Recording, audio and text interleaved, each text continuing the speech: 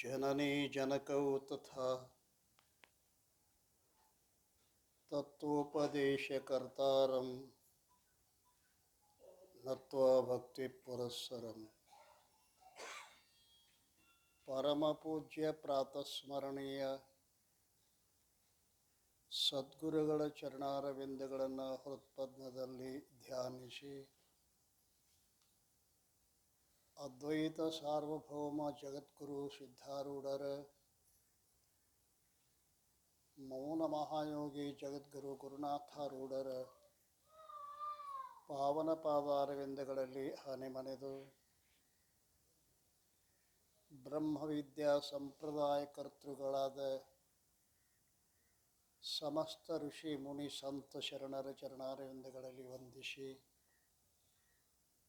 ಗ್ರಂಥಕರ್ತರಾದ ಸಾಧು ಶ್ರೀ ನಿಶ್ಚಲ್ ದಾಸಿಯವರ ಚರಣಾರವಿಂದಗಳಲ್ಲಿ ನಮಿಸಿ, ತಮ್ಮೆಲ್ಲರಿಗೆ ಅನಂತ ಶರಣು ಶರಣಾರ್ಥಿಗಳು. ಆತ್ಮೀಯರೇ, ಜಗದ್ಗುರು ಸಿದ್ಧಾರೂಢರ ಕೃಪಾಛತ್ರದಲ್ಲಿ ನಡೆದುಕೊಂಡು ಬಂದಿರುವಂತಹ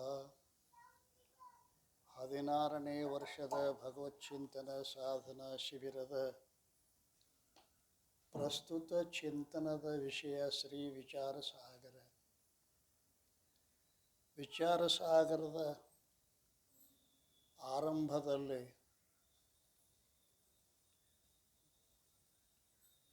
ಅಧಿಕಾರಿ, ವಿಷಯ, ಸಂಬಂಧ, ಪ್ರಯೋಜನ ಈ ಅನುಬಂಧಗಳನ್ನು ನಿರೂಪಣೆ ಮಾಡ್ತಾ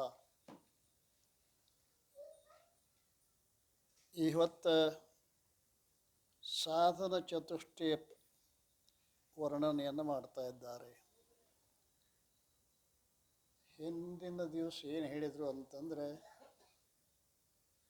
ಪ್ರತಿಯೊಬ್ಬರ ಅಂತಃಕರಣದಲ್ಲಿ ಮಲ, ವಿಕ್ಷೇಪ, ಆವರಣವೆಂಬ 3 ದೋಷಗಳಿರ್ತವೆ. ನಿಷ್ಕಾಮ ಕರ್ಮದಿಂದ ಮಲದೋಷದ ನಿವೃತ್ತಿ ಆಗ್ತದೆ. ನಿಷ್ಕಾಮ ಉಪಾಸನೆಯಿಂದ ವಿಕ್ಷೇಪ ದೋಷದ ನಿವೃತ್ತಿ ಆಗ್ತದೆ.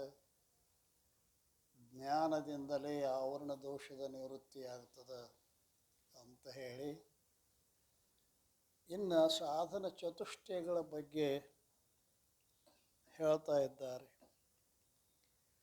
ಪ್ರಥಮ ವಿವೇಕ ವಿರಾಗ ಪುಣಿ, ಶಮಾಧಿ ಷಟ್ ಸಂಪತ್ತಿ, ಕಹಿ ಚತುರ್ಥ ಮಮುಚ್ಛಿತ ಯಚವ ಸಾಧನ ಸತ್ಯ.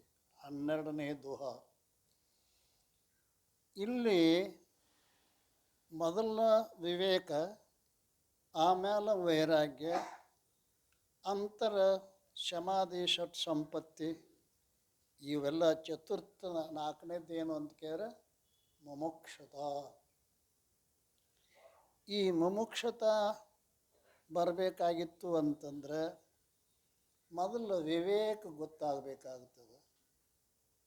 ವಿವೇಕ ಇಲ್ಲದೆ ಹೋದರೆ ವೈರಾಗ್ಯಾದಿಗಳು ಪ್ರಾಪ್ತಿಯಾಗುವುದಿಲ್ಲ.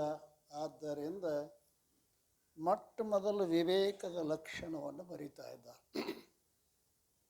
ಅವಿನಾಶಿ ಆತ್ಮಾಚಲ ಜಗದಾತೈ ಪ್ರತಿಕೂಲ, ऐसो ज्ञान विवेक है सब साधनಕ್ಕೂ ಮೂಲ. ಆತ್ಮ ಅವಿನಾಶಿ ಅದಾನೆ, ಅಂದರೆ ನಾಶರಹಿತ ಅದಾನೆ. ಮತ್ತು ಅಚಲ, ಅಚಲ ಅಂದರೆ ಕ್ರಿಯಾರಹಿತ ಅದಾನೆ. ಆತ್ಮ ಕ್ರಿಯಾರಹಿತ ಅದಾನೆ, ಅವಿನಾಶಿ ಅದಾನೆ. ಆ ಬಳಿಕ ಜಗತ್ತು ಆತ್ಮನಿಗಿಂತಲೂ ಪ್ರತಿಕೂಲ, ಅಂದರೆ ವಿಪರೀತ ಸ್ವಭಾವವುಳ್ಳದ್ದಾಗಿದೆ. ಜಗತ್ತು ಅಂತಂದ್ರೆ ಅನಾತ್ಮ ಪದಾರ್ಥಗಳು ಏನೇನದಾವಲ್ಲ ಅವೆಲ್ಲ ಜಗತ್ತು ಅಂತ ಹೇಳಬೇಕಾಗುತ್ತದೆ. ಈ ಅನಾತ್ಮ ಪದಾರ್ಥಗಳೆಲ್ಲ ಹೇಗದಾವ ಅಂತ ಕೇಳಿದರೆ ಅವು ಆತ್ಮಕ್ಕಿಂತಲೂ ಪ್ರತಿಕೂಲ, ಅಂದರೆ ವಿಪರೀತ ಸ್ವಭಾವವುಳ್ಳದ್ದಾಗಿರುತ್ತದೆ. ಆತ್ಮ ಅವಿನಾಶಿ ಇದ್ದರೆ ಈ ಪ್ರಪಂಚ ವಿನಾಶಿ ಉಳಿದದೆ ಮತ್ತು ಛಲವಿರುತ್ತದೆ. ಈ ಜ್ಞಾನಕ್ಕೆ ವಿವೇಕ ಅಂತ ಕರೀತಾರೆ. ಈ ವಿವೇಕದ ಬಗ್ಗೆ ಚಂದ್ರೋದಯದಲ್ಲಿ ನೀವು ಕೇಳ್ಕೊಂಡು ಬಂದೀರಿ. ಮೊದಲ ವಿವೇಕ ಅಂದ್ರೆ ಏನು ಅಂತ ಹೇಳಿದರು. ಹೇಳ್ಯಾರಿಲ್ಲ? ಏನಂತ ಹೇಳ್ಯಾರ?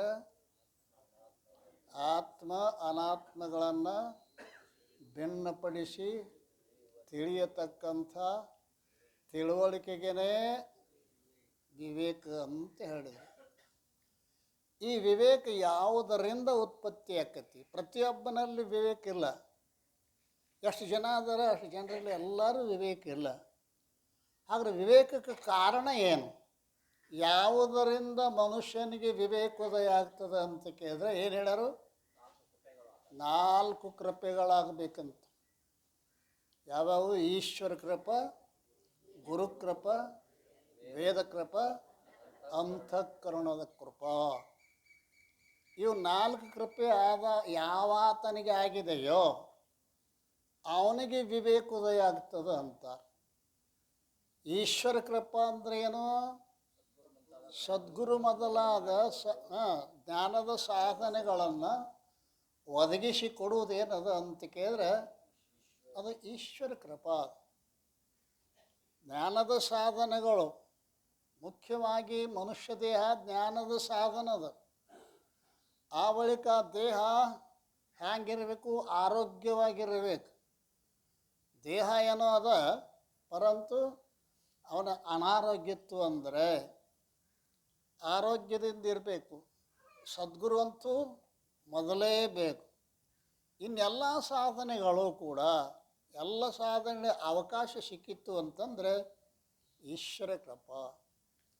ಬಹಳ ಜನ್ಮದಲ್ಲಿ ಈಶ್ವರನ ಪೂಜೆ ಈಶ್ವರನ ಧ್ಯಾನ ಮಾಡಿದವ್ರಿಗೆ ಈಶ್ವರ ಕೃಪೆ ಆಗ್ತದೆ. ಸುಮ್ಮನೆ ನಮಗೂ ಈಶ್ವರ ಕೃಪೆ ಆಗಲಿ ಅಂತಂದ್ರೆ ಅದಾಗೋದಿಲ್ಲ.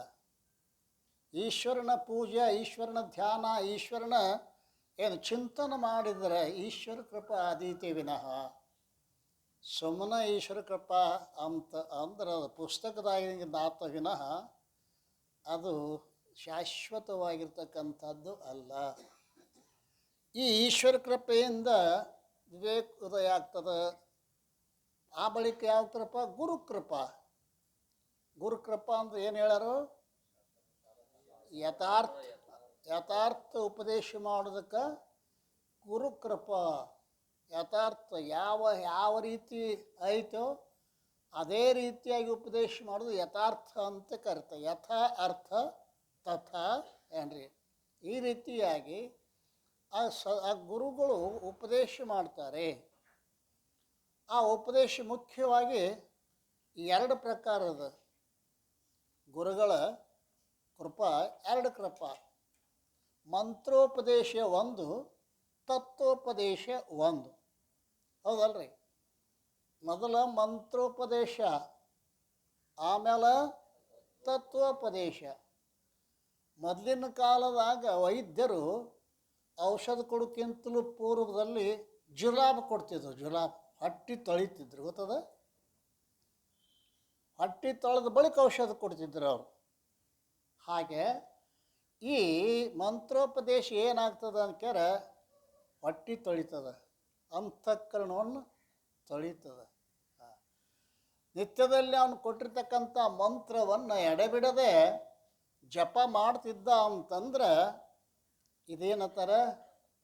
ಮಂತ್ರೋಪದೇಶದ ಏನ್ರಿ ಕರ್ತವ್ಯದ.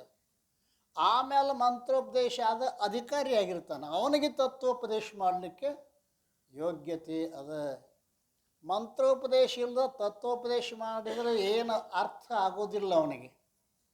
ಆದ್ದರಿಂದ ಈ ಮಂತ್ರೋಪದೇಶವನ್ನು ಮಾಡ್ತಾರೆ. ಆಮೇಲೆ ತತ್ವೋಪದೇಶ ಹೆಂಗೆ ಐತಿ ಹಂಗೆ, ಅದುವೇ ನೀನು ಇದ್ದೀಯ. ಆದ್ದರಿಂದ 3ನೇ ಕೃಪಾ ಯಾವುದು? ವೇದ ಕೃಪಾ. ಆ ವೇದ ಕೃಪಾ ಅಂದರೆ ಏನು? ವೇದ ಕೃಪಾ ಅಂದರೆ ಏನು?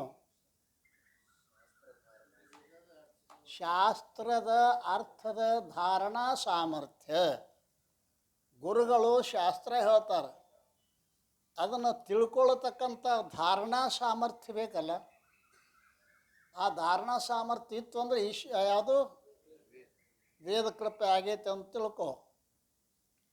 ಅವ್ರು ಹೇಳಿದ್ರೆ ಇವಾಗೇನು ನಿದ್ದಿನ ಬರ್ತಿತ್ತು ಅಂದ್ರೆ ಏನ್ರಿ ಒಬ್ಬೊಬ್ಬರಿಗೆ ಹಿಂಗಿರ್ತೈತಿ ಅದು.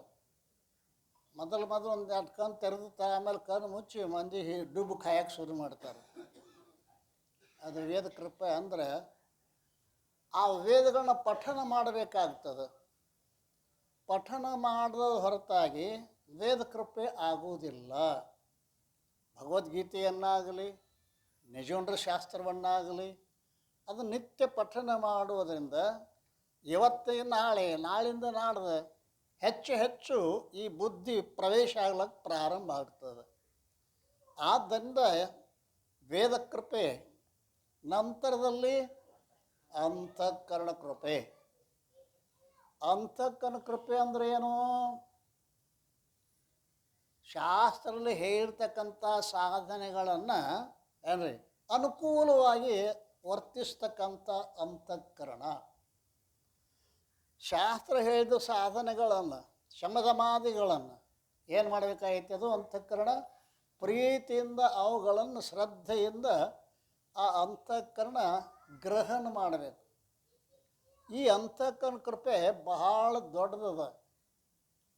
ಒಂದು ಕಾರ್ಯಕ್ಕೆ ಒಂದು ಉಪಾದಾನ ಕಾರಣ, ಇನ್ನೊಂದು ನಿಮಿತ್ತ ಕಾರಣ ಅಂತ ಎರಡು ಇರ್ತಾವಿಲ್ಲ.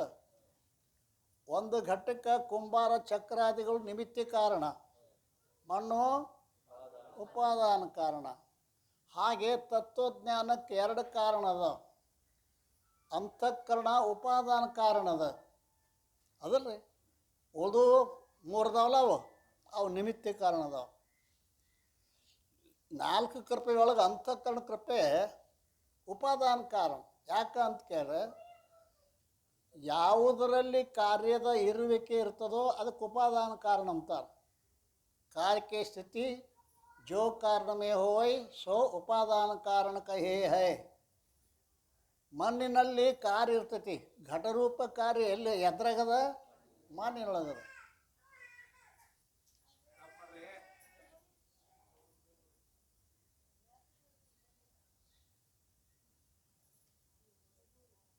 ಹಾಗೆ ಅಂತಃಕರಣದ ಜ್ಞಾನಕ್ಕೆ ಉಪಾದಾನ ಕಾರಣ ಅದ. ಜ್ಞಾನ ಎಲ್ಲಿ ಆಗ್ತದೆ?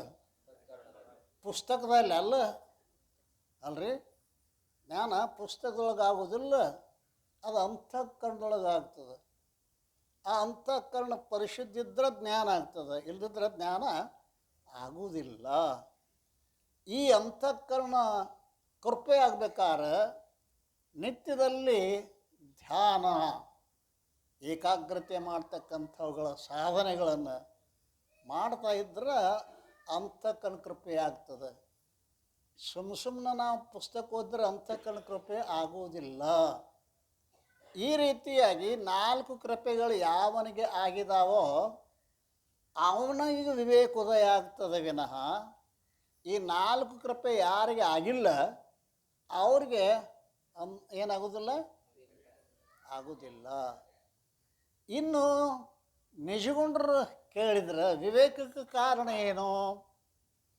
ಬಳಿಕಾಭವದಳು ಸುಕೃತವನೇಕ ಫಲಿಸಲು ಪುರುಷಂಗಹುದು.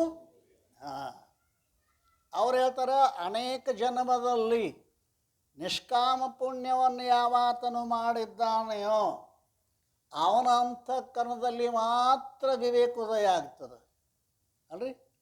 ಎಲ್ಲರಲ್ಲಿ ವಿವೇಕೋದಯ ಆಗೋದಿಲ್ಲ. ಅನಂತ ಜನ್ಮದಲ್ಲಿ ನಿಷ್ಕಾಮ ಪುಣ್ಯವನ್ನು ಮಾಡಿರಬೇಕು. ಯಾಕೆ ಅಂತ ಕೇಳ ಈ ಜನ್ಮಗಳಲ್ಲಿ ಸ್ಥೂಲ ಶರೀರ ಬೇರೆ ಬೇರೆ ಇರ್ತದೆ, ಹೌದಲ್ರಿ. ಮತ್ತೊಂದು ಜನ್ಮಕ್ಕೆ ಹೋಗ್ತತ್ತಲ್ಲ ಈ ಜೀವ, ಸ್ಥೂಲ ಶರೀರ ಬೇರೆ ಬೇರೆ ಇರ್ತವೆ. ಆದರೆ ಅಂತಃಕರಣ ಒಂದೇ ಅದ, ಸೂಕ್ಷ್ಮ ದೇಹ ಬೇರೆ ಬೇರೆ ಇಲ್ಲ. ಅದು ಅನೇಕ ಜನ್ಮಗಳಲ್ಲಿ ಏನು ಅಂತಃಕರಣ ಐತಲ್ಲ ಅದು ಏನಾಗಿರಬೇಕು ಅಂತ ಕೇಳಿದರೆ ಆ ಅಂತಃಕರಣ ಸಾಧನೆಯನ್ನು ಮಾಡಿರಬೇಕು. ಅಂದ್ರೆ ಅಂತಃಕರಣ ಕೃಪೆ ಆಗ್ತದೆ. ಈ ರೀತಿಯಿಂದ ಬಳಿಕ ಭವದುಳು ಸುಕೃತವನೇಕ ಫಲಿಸಲು ಪುರುಷಂಗಹುದು ವಿವೇಕ. ಅವನೀಭವ ದುಃಖಗಳ ನೋಡಿ ಅವನೆಲ್ಲವನ ಅತಿಗಳೇ ದೀಡಾಡಿ. ದುಃಖದ ಕಾಟ ಕಂದತಿ ಅಲ್ರಿ. ದುಃಖಂ ಬೆರೆಸದ ಸುಖಮಂ ನೋಡಿ ದುಃಖ ಯಾವುದರಲ್ಲಿ ಇಲ್ಲ ಅದನ್ನು ಹುಡುಕಾಡ್ತಾನವ. ವಿವೇಕೋದಯ ಆಗಿತ್ತು ಅಂದರೆ ಯಾವುದರಲ್ಲಿ ದುಃಖ ಇಲ್ಲವೋ ಅದನ್ನು ಹುಡುಕಾಡ್ತಾನೆ. ಆದ್ದರಿಂದ ಇಲ್ಲಿ ದುಃಖ ರಹಿತವಾಗಿರ್ತಕ್ಕಂಥ ಸುಖ ಪ್ರತಿಯೊಬ್ಬರಿಗೂ ಬೇಕಾಗ್ಯದ ಇಲ್ರಿ. ಹಾಂ, ನಿಮಗೆ ದುಃಖವನ್ನು ಕೊಡ್ತೀವಿ, ಫ್ರೀಯಾಗಿ ಕೊಡ್ತೀವಿ, ತಗೋತೀರೇನು? ಇಲ್ಲ, ದುಃಖದಲ್ಲಿ ಯಾರ್ದು ಅಪೇಕ್ಷೆ ಇಲ್ಲ. ಆದ್ದರಿಂದ ಅವರು ಬರ್ತಾರೆ. ದುಃಖ ಮಿಶ್ರಿತ ಸುಖ ಅದ ಎಲ್ಲಿ? ಪ್ರಪಂಚದೊಳಗೆ ವಿಷಯಾದಿಗಳಲ್ಲಿ. ದುಃಖ ಬೆರೆಯದ ಸುಖವಾದ ಆರಿಗೆ ಸಿಕ್ಕುವುದು ಸುಖಯೋಗಿ. ಮರ್ಕಟ ಸೊಕ್ಕಿ ಕೀಲನ್ನು ಕಿತ್ತು ಬಿಸುಟಂದದಲ್ಲಿ ಮಧುಘೃತವ. ಇಕ್ಕಿನೆಕ್ಕಲು ಖಡ್ಗದಾರಿಗೆ ಸಿಕ್ಕಿ ನಾಲಿಗೆ ಸೀಳಿ ಒಂದದ ಲುಕ್ಕಿ ವಿಷಯ ಸುಖ ಕೆಳಸಿ ಕಡು ದುಃಖ ಬಡುತ್ತಿಹರು. ವ್ಯಾಸ ಭಗವಾನರು ತನ್ನ ಮಗನೇ ಆದ ಶುಕನಿಗೆ ಉಪದೇಶ ಮಾಡ್ತಾರೆ. ಏನ್ರಿ? ದುಃಖ ಬೆರೆಯದ ಸುಖವಾದ ಆರಿಗೆ ಸಿಕ್ಕುವುದು ಸುಖಯೋಗಿ. ದುಃಖ ಮಿಶ್ರಿತವಾದ ಸುಖ ಅನ್ನೋದು ಸಂಸಾರದಲ್ಲಿ ಮೊದಲು ರುಚಿ ಅನ್ನಿಸ್ತದೆ. ಪಡೆವೆಡೆಯೋಳು ಮೊದಲು ಅತ್ಯಾಯಾಸ, ನಡುವಿನಿತಿಹುದಲ್ಲಿ ಸುಖದ ವಾಸ, ಕಡಿಯೋಳು ಏಸಿಗೆ ಮುಸುಕುತ್ತಿಹುದು, ಸಿಡಿಮಿಡಿಯಾಗಳೆ ಮನಸ್ಸಿಂಗಹುದು. ಈ ದುಃಖ ಬೆರೆಯದ ಸುಖವಾದ ಆರಿಗೆ ಸಿಕ್ಕುವುದು ಸುಖಯೋಗಿ. ಮರ್ಕಟ ಸೊಕ್ಕಿ ಕೀರನ್ನು ಕಿತ್ತು ಬಿಸುಟಂದದಲ್ಲಿ. ಎರಡು ದೃಷ್ಟಾಂತ ಕೊಡ್ತಾರೆ.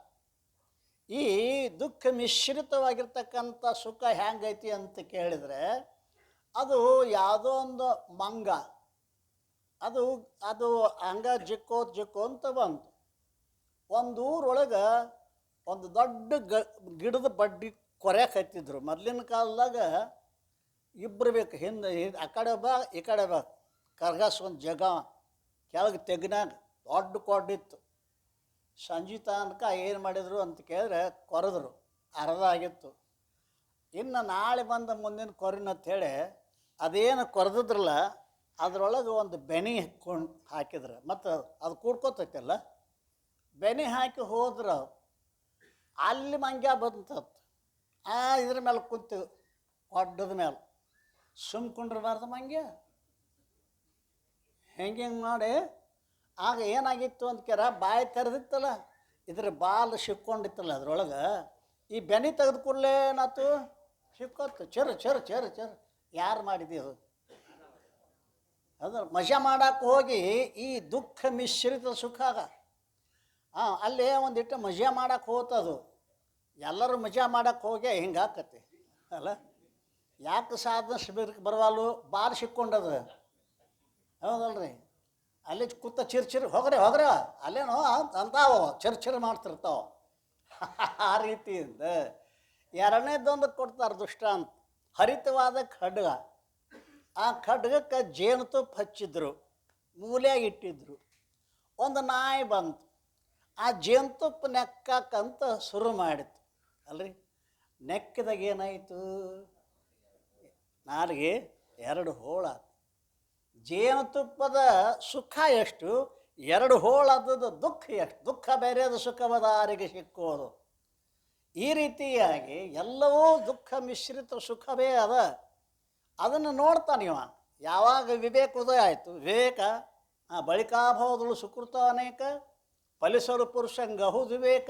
ಅವನೀಭವ ದುಃಖಗಳ ನೋಡಿ ಅವನೆಲ್ಲವನತಿಗಳದೀಡಾಡಿ.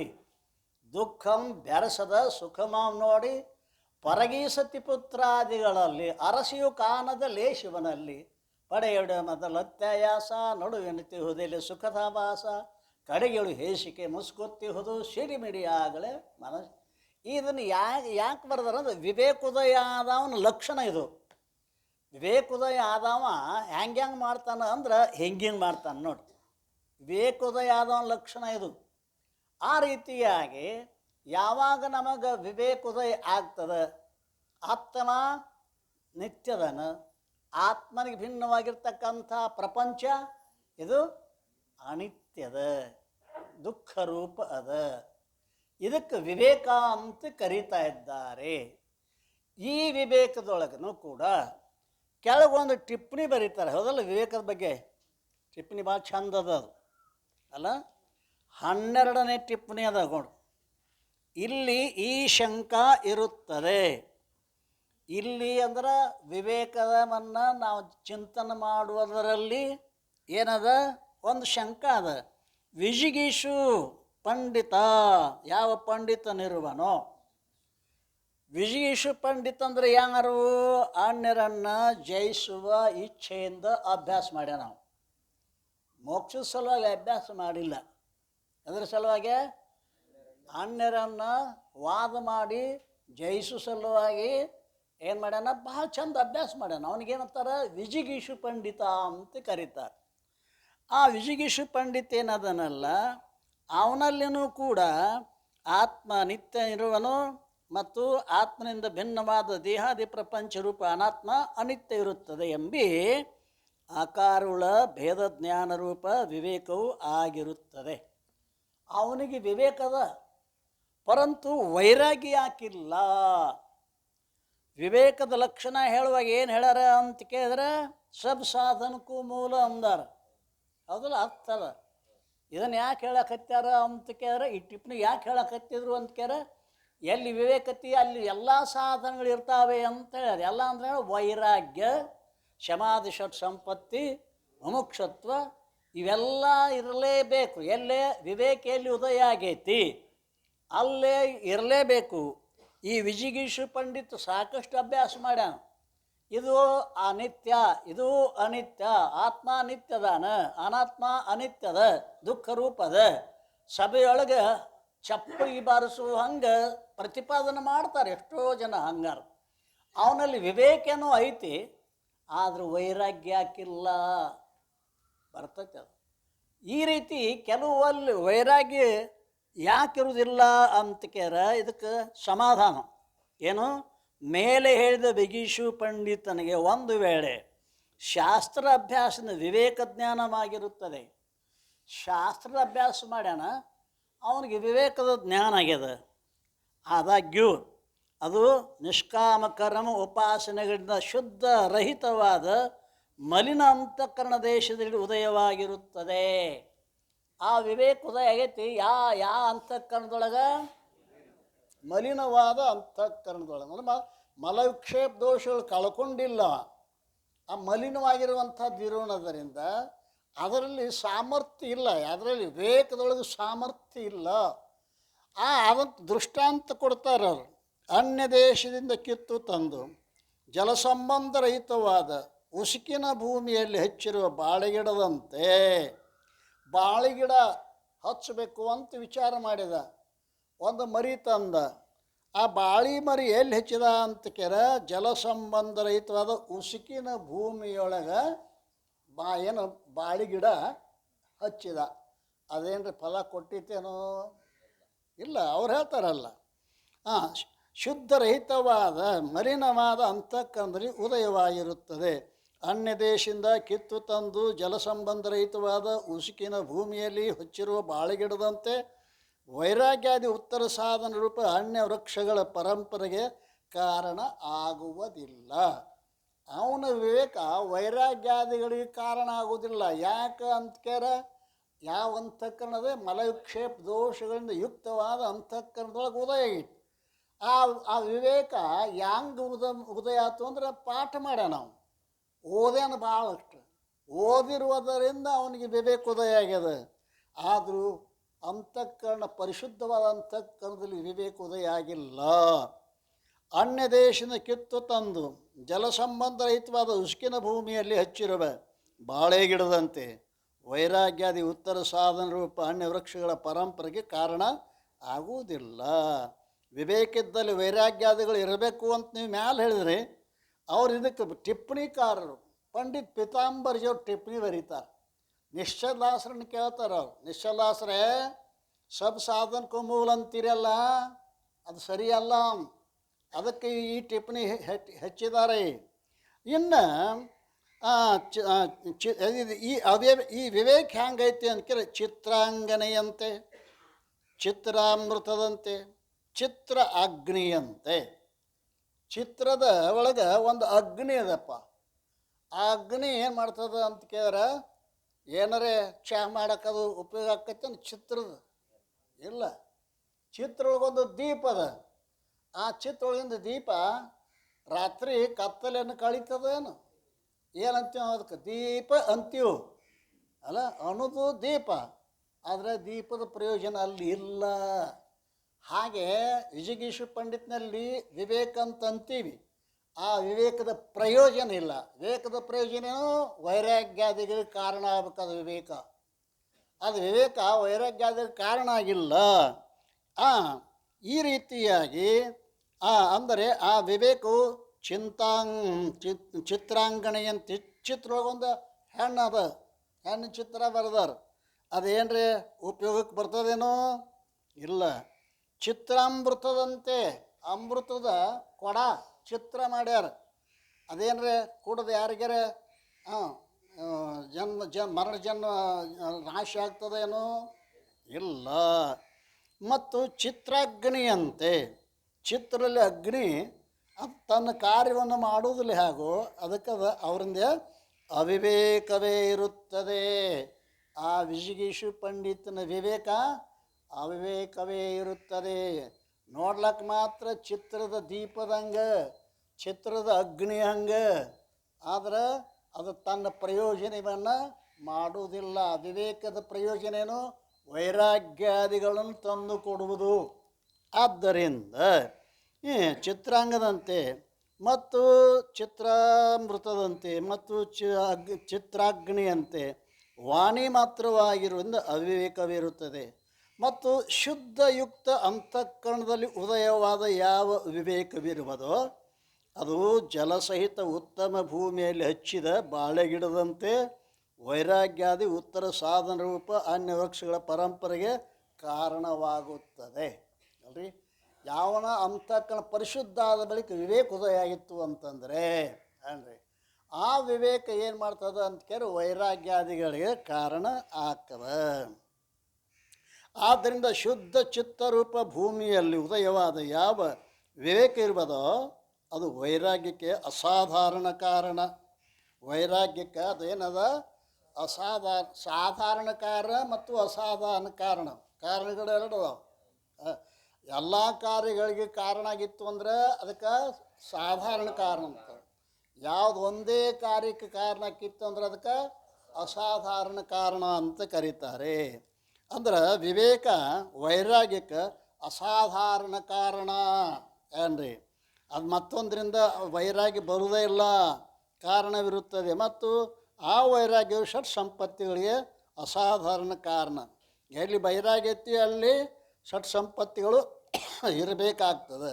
ಈ ರೀತಿಯಿಂದ ಉತ್ತರೋತ್ತರ ಸಾಧನಕ್ಕೆ ಪೂರ್ವ ಸಾಧನಗಳು ನಿಮಿತ್ತ ಕಾರಣವಾಗಿರುತ್ತವೆ. ಅದು ಶುದ್ಧಾಂತಃಕರಣ ರೂಪ ಭೂಮಿಕೆಯು ಸರ್ವಕ್ಕೂ ಉಪಾದಾನ ಕಾರಣವಿರುತ್ತದೆ. ಆದ್ದರಿಂದ ಮುಮುಕ್ಷು ಪುರುಷನು ಚಿತ್ತಶುದ್ಧಿ ಪೂರ್ವಕವಾಗಿ ವಿವೇಕವನ್ನು ಸಂಪಾದಿಸಿಕೊಳ್ಳಬೇಕು. ಈ ರೀತಿಯಾಗಿ ಎಲ್ಲಿ ವಿವೇಕದ ಅಲ್ಲಿ ವೈರಾಗ್ಯ ಇರಲೇಬೇಕಾಗ್ತದೆ ಅಲ್ರಿ. ಎಲ್ಲಿ ವಿವೇಕದ ಅಲ್ಲಿ ವೈರಾಗ್ಯ ಇರಲೇಬೇಕಾಗ್ತದೆ. ಈ ವಿವೇಕ ಇಲ್ಲದೆ ಅನೇಕ ಕಡೆ ವೈರಾಗ್ಯಗಳನ್ನು ನೋಡ್ತಾ ಇದ್ದೇವೆ. ಒಮ್ಮೊಮ್ಮೆ ಜಗಳ ಮಾಡಿದಾಗ ಸಿಟ್ಟು ಬಂದಾಗೂ ವೈರಾಗ್ಯ ಬರ್ತೈತಿಲ್ರಿ. ಗಂಡ ಹೆಂಡತಿ ಭಯಂಕರ ಜಗಳಿದ್ರು, ಗಂಡ ಹೆಂಡತಿ ಇನ್ನೇನು ಮಾರಿ ನೋಡೋದಿಲ್ಲ ಅಂತ ಅಂದವ. ಹೊಕ್ಕನ ಗುರುಗಳ ಹೇಳ್ಯಾರು ಇದೆಲ್ಲ ಸುಳ್ಳು ಅಂತ ಹೇಳ್ಯಾರ. ಅಲ್ಲಿ ಬತ್ತಾವ ನೆನಪ, ಗುರುಗಳು ಸುಳ್ಳು ಅಂತ ಹೇಳ್ಯಾರ. ಹೋಗ್ತಾನೆ ಅಲ್ಲೇ ಗುರುಗಳಂತಕ್ಕಂತ ಹೊಂಟ. ಇನ್ನು ತಲೆಯಾಗೇನು ಇನ್ನು ಅಕ್ಕಿ ಮಾರಿ ನೋಡಂಗಿಲ್ಲ, ಮನೆಗೆ ಬರಂಗಿಲ್ಲ, ಹಂಗೆ ಏನೇನು ಲೆಕ್ಕ ಹಾಕೊಂತ ಹೊಂಟಿದ್ದ. ಅದು ದಾರಿಯೊಳಗೆ ಒಂದು ಇರ್ತಾವಲ್ರಿ, ಏನು ರೋಡ್ ಬ್ರೇಕ್ ಅಂತ ಇರ್ತಾವಲ್ಲ, ಅಲ್ಲಿ ನಿಂತಿದ್ದವ. ಒಂದು ಬಸ್ ಬತ್ತು. ಆ ಬಸ್ ರೋಡ್ ಬ್ರೇಕ್ ಬಂದ ಕೂಡಲೇ ಮ್ಯಾಗ ಹೋಗಿ ಕೆಳಗೆ, ಅದು ಆ ದಡಕಿಗೆ ಮ್ಯಾಗಿದ್ದು ಸೂಟ್ ಕೇಸ್ ಕೆಳಗೆ ಬಿತ್ತು. ಇವನು ಮುಂದೆ ಬಿತ್ತದು ಸೂಟ್ ಕೇಸ. ಅವ ಆ ಕಡೆ ನೋಡು ಯಾರು ಇದ್ದಿಲ್ಲ. ಕೀಲಿ ಮುರಿದ ತೆಗೆದು ನೋಡ್ತಾನೆ, 5 ತೊಲೆ ಬಂಗಾರ, 2 ಲಕ್ಷ ರೂಪಾಯಿ ಮದುವೆ ಹೊಂಟಿತ್ತು ಕಾಣ್ತೈತೆ. ಇದೆಲ್ಲ ತಗೊಂಡ ಈಗ ಅವ ಮನೆ ಕಡೆ ಹೊಕ್ಕಾನೋ ಮಠದ ಕಡೆ ಹೊಕ್ಕಾನೋ? ಹಿಂಗೆ ಆಗ್ತದ ರೀ. ಏನು ವೈರಾಗ್ಯ ಬಂದಂಗೆ ಆಗ್ತದೆ. ವೈರಾಗ್ಯ ಬಂದಂಗೆ ಆಗ್ತದೆ, ಏನಾಗೋದಿಲ್ಲ. ಆ ರೀತಿಯಾಗಿ ತಿರುಗಿ ಮನೆಗೆ ಹೋದ. ಅಪ್ಪ ಗುರುವೇ, ಇಲ್ಲೇ ಕೊಟ್ಟಿಲ್ಲ ನನಗೆ ಅಂದ ಅಂತ ಕೈ ಗುರು ಕೈ ಮುಗಿದ ದಾರ್ಯಾಗನ ಕೊಟ್ಟೆಪ್ಪ. ಹಾಂ ಹಿಂಗೆ ಬಹಳ ಈ ವಿವೇಕರಹಿತವಾದ ವೈರಾಗ್ಯಗಳು ಯಾಕೆ ನಿಲ್ಲುವುದಿಲ್ಲ, ಯಾವ ವೈರಾಗ್ಯ ನಿಲ್ಲುವುದಿಲ್ಲ ಅದು ವಿವೇಕರಹಿತವಾದ ವೈರಾಗ್ಯ. ಆದ್ದರಿಂದ ಇನ್ನು ಕೆಲವೊಂದು ಕಡೆ ವಿಚಾರ ಮಾಡಿದರೆ ನಮ್ಮ ತುಳಸಿದಾಸಗೊಂದು ವೈರಾಗ್ಯ ಬತ್ತು ಗೊತ್ತದ. ಅಬ್ಬ ಎಂತಿಂಥ ವ್ಯಕ್ತಿಗಳು ನಮ್ಮ ದೇಶದೊಳಗೆ ಆಗಿ ಹೋಗ್ಯಾರಲ್ಲ. ಅವ ಭಾಳ ಕಾಮಾಂಧ. ಯಾರು? ತುಳಸಿದಾಸ. ಕಾಮುಕ ಅಲ್ಲ, ಹೆಂತಿನ ಬಿಟ್ಟು ಒಂದು ಗಳಿಗೆನೂ ಇರಲಿಕ್ಕೆ ಅವನಿಗೆ ಸಾಧ್ಯ ಇದ್ದಿದ್ದಿರಲ್ಲ. ರತ್ನ ಅವನ ಹೆಂಡತಿ. ಆ ಪುಣ್ಯವತಿ ಅಕಸ್ಮಾತ್ ಏನಾಯಿತು ಅಂತ ಕೇಳ ಆಕೆ ತವ್ರ ಮನೆಯೊಳಗೆ ಏನೋ ಒಂದು ಕಾರ್ಯಕ್ರಮ ಇರುವುದರಿಂದ ಅವ ಇಲ್ಲದಾಗ ಆಕೆನ ಕರ್ಕೊಂಡು ರತ್ನಾನ ಕರ್ಕೊಂಡು ತವ್ರ ಮನೆಗೆ ಹೋದರು. ಹೊರಗಿಂದ ಬಂದು ನೋಡಿದ, ರತ್ನ ಇಲ್ಲ. ಅಲ್ಲ ಎಲ್ಲಿ ಹೋದ ರತ್ನ? ಚಿರಾಡಕ್ಕೆ ಹತ್ತಿದ. ಬಾರು ತಮ್ಮ, ತಾಯಿ ಎತ್ತಾಳ, ಆಕೆ ತವ್ರ ಮನೆಗೆ ಹೋಗ್ಯಾಳ, ಬಾ ಊಟ ಮಾಡು ಅಂತ ಹೇಳಿ ಆಕೆ ಕೈಕಾಲ ತೊಳೆದು ತಾಟಿಟ್ಟು ತಾಯಿ ನೋಡ್ರಿ ನೀಡಿದ್ರೆ ಬಾಯಾಗ ಹಾಕಿದ ಯವ್ವ ಸಗಣಿ ತಿಂದಂಗೆ ಆಕೈತೆ. ತಾಯಿದು ಸಗಣಿ ತಿಂದಾಗ ಆಕೆ ಸಗಣಿನ ಇಟ್ಟರು ಕೂಡ ಮೋಹ ವಿಚಿತ್ರದ ರೀ. ಹಿಂಗಾಗಿ ಅವ ಕೈ ತೊಳ್ಕೊಂಡ ಮಲ್ಕೊಂಡ, ನಿದ್ದೆ ಹತ್ತಲಿಲ್ಲ ಏನ್ರಿ, ನಿದ್ದೆ ಹತ್ತಲಿಲ್ಲ. ಅವಾಗ ಏನು ಮಾಡ್ದ, ಹೋಗಬೇಕು ಆಕೆ ಅಂತಕ್ಕೆ ಹೋಗಬೇಕು. ರಾತ್ರಿ ಎದ್ದಾನ ಪುಣ್ಯಾತ್ಮ, ಮಳೆಗಾಲ ಏನ್ರಿ. ಆ ತವ್ರ ಮನೆಗೆ ಹೋಗ್ಬೇಕಾದ್ರೆ ನಡವರ್ಕೊಂದು ಹೊಳಿ ಬಂದದ. ಆ ಹೊಳಿ ಕಾಲಾಗ ನೀರು ಹತ್ತಿದ್ಕೊಳ್ಳಿ ಏನೋ ಇದ್ದ ಹೊಳಿ ದಂಕ ಅಂತತಿ ಅಂದವ. ಕತ್ಲದ, ಗಾಢವಾದ ಕತ್ಲದ, ಮ್ಯಾಲೆ ಮಳೆ ಬರಾಕತ್ತದ. ಒಂದು ಹೆಣ ತೇಲ್ಕೊಂತ ಬರ್ತಿತ್ತು ಅಂತ ಅವ್ನು ವಿಚಾರ ಮಾಡಿದ, ನಾನು ಸಲುವಾಗಿ ತೆಪ್ಪ ಕಟ್ಟಿ ಅವಳು ಬಿಟ್ಟು ಅವಳು ನಾನು ಹೆಂಗೆ ಎಷ್ಟು ಪ್ರೀತಿ ನನ್ನ ಮೇಲೆ ಉಪರಾಟಿನೇ ಅಲ್ಲ ಅಲ್ಲ. ಆ ತೆಪ್ಪದ ಮ್ಯಾಗ ದಾಂಡಿ ಹೋದ. ಆಕೆ ಮ್ಯಾಲೆ ಮಹಡಿ ಮ್ಯಾಲೆ ಮಹಡಿ ಮ್ಯಾಲೆ ಇದ್ದಳಾಕಿ. ಮ್ಯಾಲೆ ಅವ್ನು ನೋಡ್ದ, ಮ್ಯಾಲೆ ಹತ್ತದ ಹೆಂಗೆ ಒಂದು ಸರ್ಪ ಬಿದ್ದಿತ್ತು, ಜೋತ್ ಬಿದ್ದಿತ್ತತ್. ಅದು ಹಗ್ಗ ಬಿಟ್ಟಾಳಂತ ಅಂದಂತವ ಅಲ್ರಿ. ನಮ್ಮ ಶಾಸ್ತ್ರೊಳಗೆ ಹಗ್ಗದಾಗ ಹಾವಿನ ಭ್ರಮ ಆಕತಿ. ಇವಾಗ ಹಾವಿನೊಳಗೆ ಹೌದು, ಹೊಸದು ಇದು ಅಲ್ಲ. ಹಾವಿನೊಳಗೆ ಹಗ್ಗದ ಭ್ರಮ ಆತತ್ತ ಅವನಿಗೆ. ಅದನ್ನು ಹಿಡ್ಕೊಂಡು ಏರಿದ. ಏರಿ ಮ್ಯಾಲೆ ಹೋದ. ಆಕಿನ್ನ ನೋಡ್ದ, ಕೈ ಇಟ್ಟ, ಅಂದ್ರೆ ಹ್ಯಾಂಗೆ ಬಂದ್ರಿ ಅದು. ಮತ್ತು ನೀನು ನನ್ನ ಸಲುವಾಗಿ ಹಗ್ಗ ಕಟ್ಟಿದ್ಯಲ್ಲ. ಆಕೆ ಬಂದು ನೋಡು ದೀಪ ಹಚ್ಚಿ, ಸರ್ಪ ಅಯ್ಯೋ ಅಂದಳಾಕೆ. ಈ ಅನಿತ್ಯವಾಗಿರ್ತಕ್ಕಂಥ ಮಾಂಸಮಯವಾಗಿರ್ತಕ್ಕಂಥ ಈ ದೇಹದ ಸಲುವಾಗಿ ನೀವು ಇಷ್ಟೆಲ್ಲ ಹಗ್ಗವನ್ನು ಕೂಡ ಹಾವನ್ನು ಹಗ್ಗ ಅಂತ ತಿಳ್ಕೊಂಡ್ರಿ ಎಲ್ಲ. ಇನ್ನು ನನ್ನಲ್ಲಿರುವಂಥ ಪ್ರೀತನ ನೀವು ಭಗವಂತನ ಇಟ್ಟಿದ್ದಾರೆ, ಮಹಾತ್ಮರಕ್ಕಿದ್ರಲ್ಲ, ಕಾಲಿಗೆ ನಮಸ್ಕಾರ ಮಾಡಿದ್ರಿ. ಇದೊಂದು ಮಾತು ವಿವೇಕ ಉದಯ ಆಗಲಾಕ ಇದೊಂದು ಮಾತು. ಆಗ ಹೇಳ್ದ, ನೀನೇ ನನ್ನ ಗುರು, ನಾನು ಆ ಭಗವಂತನ ದರ್ಶನ ಮಾಡ್ಕೊಂಡೆ ಬರ್ತಾನಂತಂದ. ಕಾಶಿಗೆ ಹೋದ ಪುಣ್ಯಾತ್ಮ. ಕಾಶಿಗೆ ಹೋಗಿ ನದಿ ತೀರದೊಳಗೆ ಕುಟೀರ ಹಾಕ್ಕೊಂಡು ರಾಮ ರಾಮ ರಾಮ ರಾಮ ರಾಮ ರಾಮ ರಾಮ ಏನು ಜಪ ಮಾಡಿದ, ಏನು ಜಪ ಮಾಡಿದ. 7-8 ವರ್ಷ ಪರ್ಯಂತರವಾಗಿ ಅವ ಧ್ಯಾನ ಮಾಡ್ತಿದ್ದ. ಹೊರಗೆ ಹೋಗಿ ಬರುವಾಗ ಏನು ಮಾಡ್ತಿದ್ದ, ಒಂದು ಕಲ್ಲಿನ ಮ್ಯಾಗ ಕಾಲು ತೊಳ್ಕೊತಿದ್ದ. ಈ ರೀತಿ 12 ವರ್ಷ ಆದ ಬಳಿಕ ಆ ಕಲ್ಲಿನೊಳಗೆ ಒಂದು ಬ್ರಹ್ಮ ರಾಕ್ಷಸಿ ಇತ್ತಂತ ನೋಡ್ರಿ. ಅದೊಂದು ದಿವಸ ಅವನ ಪಾದದ ನೀರು ಬಿದ್ದಿದ್ದರಿಂದ ಅದರದ್ದು ಶಾಪ ವಿಮೋಕ್ಷ ಆತತ್ತ. ಅದು ಪ್ರಸನ್ನ ಆತು. ನೀ ಯಾರು ಅನ್ನೋ, ನಾನು ಬ್ರಹ್ಮ ರಾಕ್ಷಸ, ನಿನ್ನ ಪಾದದ ನೀರಿನ ಬಿದ್ದು ನಾನು ಮುಕ್ತಾಗಿದ್ದೀನಿ, ಶಾಪದಿಂದ ಮುಕ್ತಾಗಿದ್ದೀನಿ. ನಿನಗೇನು ಬೇಕು? ನನಗೆ ರಾಮಚಂದ್ರ ದರ್ಶನ ಆಗಬೇಕು, ಸೀತಾರಾಮರ ದರ್ಶನ ಆಗಬೇಕು. ಬ್ರಹ್ಮ ಅಲ್ಲ ರಾಕ್ಷಸ ಹೇಳ್ತು, ನನಗೆ ಅದು ಸಾಧ್ಯ ಇಲ್ಲ, ಪರಂತು ನಿನಗೊಂದು ಮಾರ್ಗ ಹೇಳ್ತೀನಿ. ಇಂಥ ಒಂದು ದೇವಸ್ಥಾನದ ಅಲ್ಲಿ ರಾಮಾಯಣ ನಡೀತದೆ.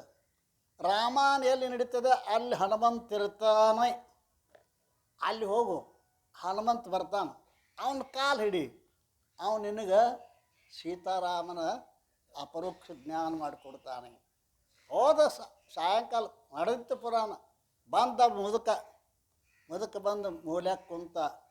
ಅವನು ವಿಚಾರ ಮಾಡಿದ ಬಹುಶಃ ಇದೇ ಮೂಲಕ ಇರಬಹುದು. ಎಲ್ಲ ಪ್ರವಚನ ಮುಗಿದ ಬಗ್ಗೆ ಎಲ್ಲರೂ ಎದ್ದು ಹೋದರು. ಇವು ಹೋಗಿ ಕಾಲು ಹಿಡ್ದ. ಏನು ತುಳಸಿದಾಸ ಹನುಮಂತನ ಕಾಲು ಹಿಡ್ದ. ಯಾಕೋ ನನ್ನ ಕಾಲು ಹಿಡಿತಂದ. ನೀ ಯಾರದಿ ನನಗೆ ಗೊತ್ತದ ಮಾರುತಿ, ನನಗೆ ಶ್ರೀರಾಮಚಂದ್ರ ಅಪರೋಕ್ಷ ಜ್ಞಾನ ಆಗಬೇಕು. ಆವಾಗ ನೀ ಇಷ್ಟು ಕೆಲಸ ಮಾಡಿದ್ದಿ, ನನಗೂ ಗೊತ್ತದ. 12 ವರ್ಷ ನೀ ರಾಮನ ಜಪ ಮಾಡಿದಿ. ನಿನಗೆ ದರ್ಶನ ಕೊಡ್ಲಾರ್ದೇನು ಆ ರಾಮ ಯಾರಿಗೆ ದರ್ಶನ ಕೊಡ್ತಾನ? ನಿನ್ನ ಪರವಾಗಿ ನಾನು ವಿನಂತಿ ಮಾಡ್ಕೋತೀನಿ. ರಾಮಚಂದ್ರನ ವಿನಂತಿ ಮಾಡಿಕೊಂಡ ಮಾರುತಿ. ಈ ತುಳಸಿದಾಸ ಸಾಕಷ್ಟು ನಿನ್ನ ಸಲುವಾಗಿ ಧ್ಯಾನ ಮಾಡಿದ್ದಾನ.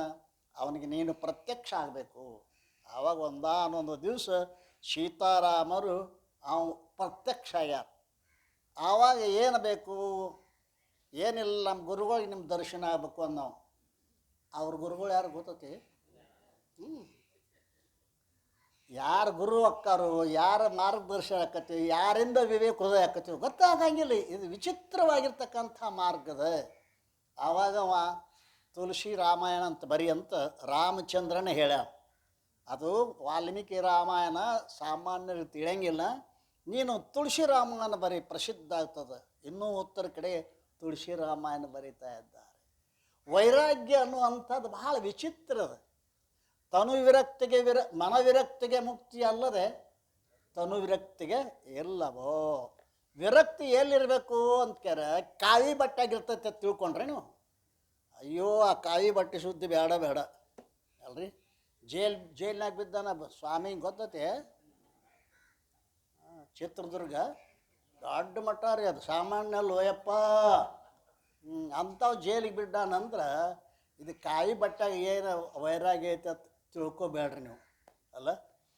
ಆದ್ದರಿಂದ ಅದು ವೈರಾಗ್ಯ ಅನ್ನುವಂಥದ್ದು ನಾವು ಮ್ಯಾಲೆ ತೋರ್ಸಕ್ಕೆ ಮಾಡಿದ್ರೆ ಏನು ಉಪಯೋಗ ಇಲ್ಲ.